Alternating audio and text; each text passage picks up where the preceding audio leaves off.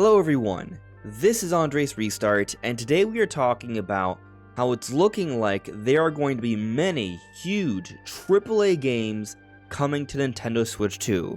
Some of the biggest, most exciting games in the industry are starting to seem like very good likelihoods for Nintendo's next console. And there's a variety of reasons for this that have been coming up lately, especially when you consider it alongside other things we've discussed in the past. So it's some pretty exciting, but also pretty promising stuff that bodes really well for Nintendo's next generation, and that's what I'd like to talk more about today. But before going forward, let me ask that if you do enjoy my content, to please subscribe and hit that notification bell. So from the latest shipment leaks, we already know that Nintendo Switch 2 is hovering around a little bit above PS4 in handheld mode before applying DLSS, and then when you apply DLSS in docked mode, we're talking about Xbox Series S levels of power. In other words, comparable to the current generation platforms. So the Switch 2 is going to have significantly more power than the current Switch, which will definitely facilitate it running higher profile games during its run.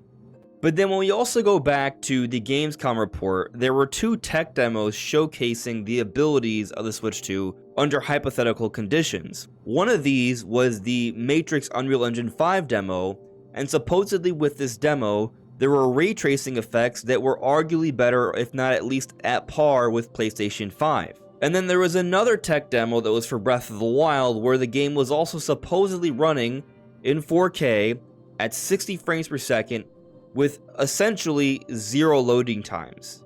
Both of these tech demos, if the reports from Gamescom are true, are really impressive feats and further support this idea that Switch 2 will be able to run some pretty fantastic games. Now fast forward to recently, we already have basically an idea of one game coming to Switch 2 from Midori. Midori is considered to be a Pyoro level leaker, but they usually focus on Sega and Atlus things.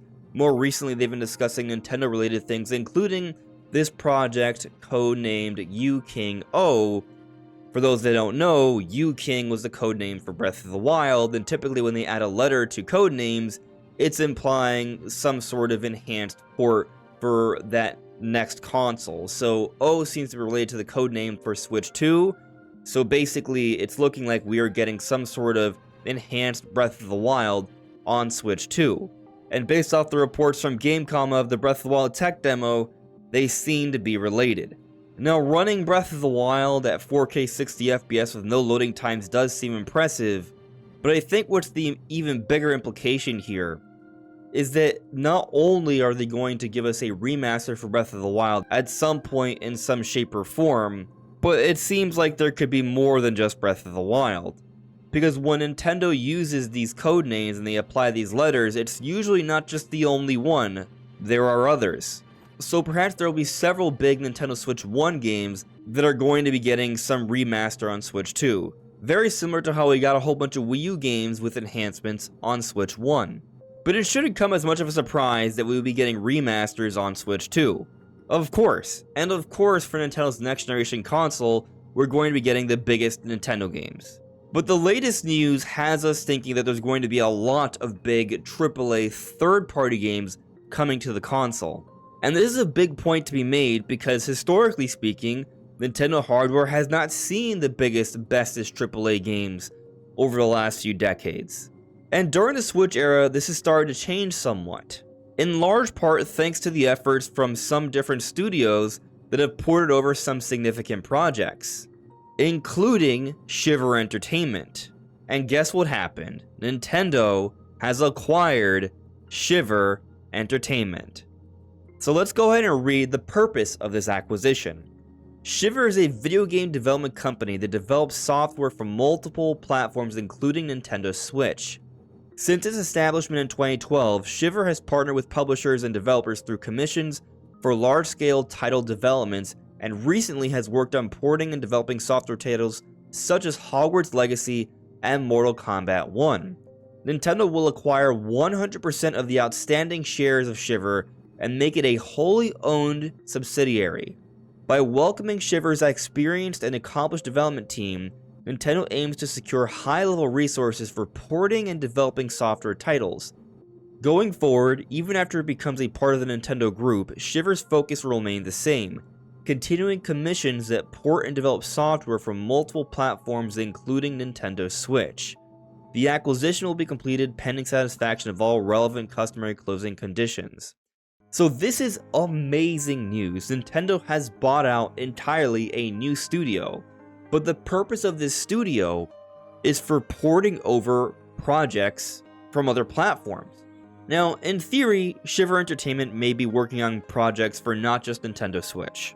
There may be some deals that Shiver Entertainment's already involved in, and so Nintendo will see that out, but ultimately what this is going to facilitate is even more big projects making it over to Nintendo platforms. And as the Switch generation is waning, we are most likely not going to see the fruits of this acquisition until the Switch 2 era, which is really not that far away. And so big games like Hogwarts Legacy and Mortal Kombat, those are high-profile AAA games that were brought over to Switch. Now, with Switch, yeah, there were certainly things about those games that didn't meet the expectations of many, but if you only play on Switch, the games are highly playable, and they got the job done. For Switch 2, especially considering the specs and DLSS, things are likely going to bode quite well. And when there are companies that have challenges bringing a game over to Switch 2, Nintendo now owns Shiver Entertainment that specializes in porting over games to Nintendo's hybrid hardware. So basically, Nintendo is gearing up here to facilitate an environment where third parties that have struggles, Nintendo will make it easier for them to bring over their games to Switch 2. So this is extremely big news. We've already heard some rumors of some pretty big third-party games coming over to Switch 2. From Universal Nintendo, supposedly, Far Cry 7 and Monster Hunter Wilds seem very likely. But there are even some people worthy of note that appear to have contacts that are saying some promising things when it comes to third-party support on Switch 2. We have Tom Henderson, which is considered to be one of the most reliable reporters out there, the owner of Insider Gaming, and here they said, really excited for the Nintendo Switch 2 and its tech. We'll see launching an Xbox Series X and S, PlayStation 5, Nintendo Switch 2, and PC a heck of a lot in 12 to 18 months. That sounds pretty awesome. This was a while ago, by the way, September 30th, 2023.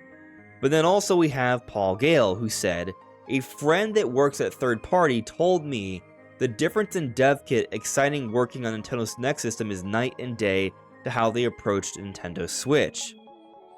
So that's pretty good things. Here he's saying that from what he's heard from a friend at working at a third-party company, that the dev kits of Switch 2 are night and day compared to Switch, which also bodes very well for third-party support. And another friend of ours, Nintendo Prime, said this, talked to a developer friend of mine a moment ago, was just catching up and they mentioned Switch 2.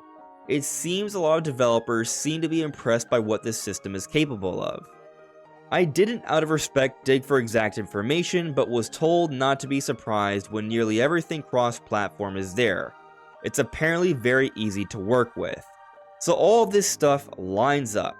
The sentiment being that third parties are coming to the Nintendo Switch 2, and they may look and run significantly better than they did on Switch 1. And so what we're really hoping for here is that we're going to have big AAA support on Switch 2, but that also these games are going to look and run well relative to the other versions out there. I think for the most part, those who own Switch 2, they're not going to be expecting for the Switch 2 versions of these big games to run and look better than the PS5 and Xbox Series X counterparts, but to be relatively close enough that they're not dissuaded from playing that version. Because currently on Switch, there are a lot of games that look and run so poorly compared to their other counterparts that it's just not that appealing. And so it's a little bit of an issue, even for when we get some of these multi-platform games, because it has not been a guarantee on Switch, but we have gone a lot more ports than we did in prior generations. But there's actually some more news that bodes well for support here. According to Windows Central, there's going to be some solid Xbox support coming down the road. So apparently, according to a Microsoft CEO, Xbox games are coming to PS5 and Switch. Now someone else that spoke out on this topic, Jez Corden, They were hinting at things like Halo and Forza could be coming over to PlayStation consoles, and eventually Switch was also mentioned at some point, but he later clarified that he believed it will, but he wasn't stating it as a fact or report. So there has been some confusion here, but when looking at what's been going on with Xbox as of late, how they've been bringing other games, how they've been shutting out different studios, it seems like they're trying to streamline their process here and be more efficient when it comes to their returns. The thinking here, though, is that big games could be coming. If some people believe games like Forza and Halo can make it over to PlayStation 5, then they may also be coming to Switch 2 at some point. And I think the argument could be made that on a Nintendo platform, something like Halo would likely perform better. Over the last few generations, PlayStation and Xbox have been directly competing with each other, having very similar audiences. But when it comes to Nintendo, the audience appears to be more varied. A greater variety of genres find more success on Nintendo Switch. And there also tends to be an appreciation for more retro, older styles of games. So some of the classic Halo games, Xbox may want to come over to Nintendo, and we've also seen multiple games that were made by Rare, which is now owned by Microsoft, make it on to Nintendo Switch Online. So it can be argued that Microsoft is already aware that there are certain IP that they own that will find greater success on Nintendo. But on the note of games going to PlayStation but also Nintendo, let's speak on Square Enix. Lately, Square Enix has not been content with the success levels they've seen with some of their games, including Final Fantasy. And so recently, news has come out that they are looking to have a shift from quantity to quality. And even these recent plans were divulged from their most recent company's fiscal earnings results. So here they say, for HD titles, the group will aggressively pursue a multi-platform strategy that includes Nintendo platforms, PlayStation, Xbox, and PCs. Especially in regards to major franchises and AAA titles, including catalog titles, it will build an environment where more customers can enjoy our titles. In addition, it will also devise a platform strategy for SD titles that includes not only iOS and Android, but also the possibility of PC launches. So what some are taking away from this is that Square Enix is now going to be looking more so to expanding the platforms their games come to. Square Enix has had a tendency to put out a lot of exclusives on PlayStation and occasionally some smaller exclusives on Nintendo. But with this recent news, it could be the case we're going to start to see them focus less on exclusives and more so putting on their games everywhere. So perhaps some of those big Final Fantasy games that have only been on PlayStation will now make their way over to Nintendo Switch 2. This would be the easiest way to see some returns from some of their investments. If they can bring over some of their bigger games that didn't see as much success as they would have liked on PS5, then they may see a few million more sales there, which would make a pretty big difference. All this news suggests that a lot of big games are on their way for Nintendo Switch 2, and hopefully these games on Switch 2 will look and run relatively well. But what do you think? Let me know in the comments below. This is AndresRestart, thank you so much for listening and watching, and I'll see you all really soon. Take care.